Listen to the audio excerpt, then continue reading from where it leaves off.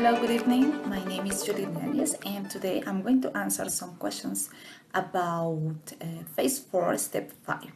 So let's start, and we are going to start with the first question, and it is why it is important the assessment in the learning process. So I consider that the assessment is a great tool for teachers as well as for the students too. The assessment allows us to know how my teaching process is and how my students are receiving the information that I given them. So during this process, the feedback is essential for me. So since the students can know the heroes that they had in the evaluation and thus be able to understand why and how the correct way to do it. So now I'm going to answer some questions about Raul and Praya, who are students that are doing a teacher training course. Yes, okay. So I'm going to talk about first the strengths for Raul and Praya. So the first one, Raul, I think that Raul is very clear with the information that he gives to their students. For Praya, I think that the way how she evaluates is very useful, fast, and easy to understand. So now I'm going to talk about weakness for each one. So for Raul, I think that being so clear, I think it takes a long time to give this kind of feedback. I don't know what happened if maybe he has 40 students. I think that it can be a hard work for him.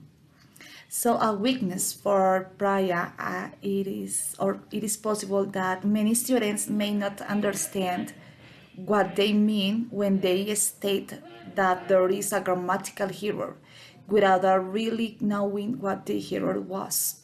I think that it can be a little bit confused for the students if she doesn't explain the correct way to assess these activities. Next question is, what advice would you give Raul and Praya?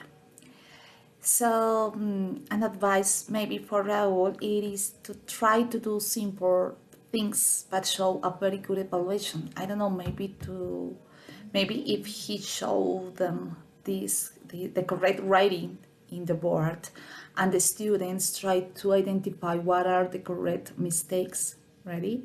I think that it is so useful for the teachers.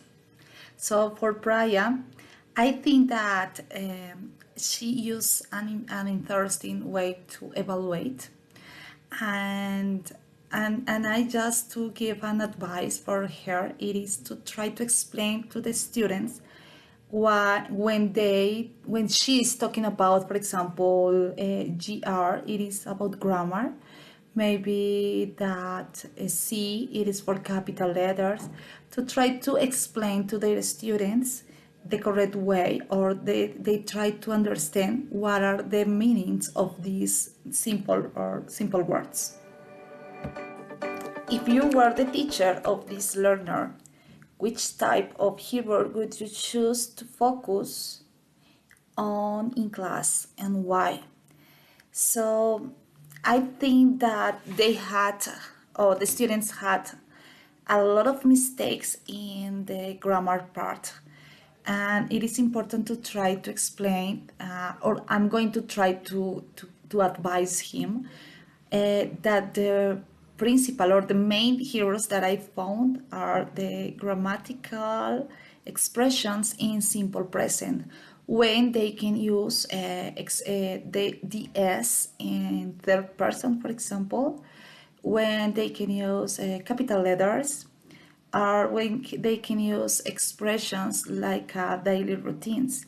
So I am focused on these grammar activities. How do you usually correct writing? Do you do anything the same as Raul and Praya? Of course, I usually correct writing because at this moment I am a teacher. So for that reason, I need to do it more or less twice in a week, more or less. So, and yes, of course, I try to use some activities like Raul, and Raya. In Raul, I try to use this kind of exercise with the smallest students because they are writing short sentences, and for me it's so easy to try to explain what are the mistakes can I see that I see. So, and with the small, with the biggest ones, with the biggest students, I talk about maybe fifth grade, sixth grade. I try to use some examples like Priya says, no? Because they understand what is the meaning of GR or CP or underline words. Uh, they understand this kind of expression, and they are, for them, are so useful, and it is so fast to me to evaluate. Thank you so much.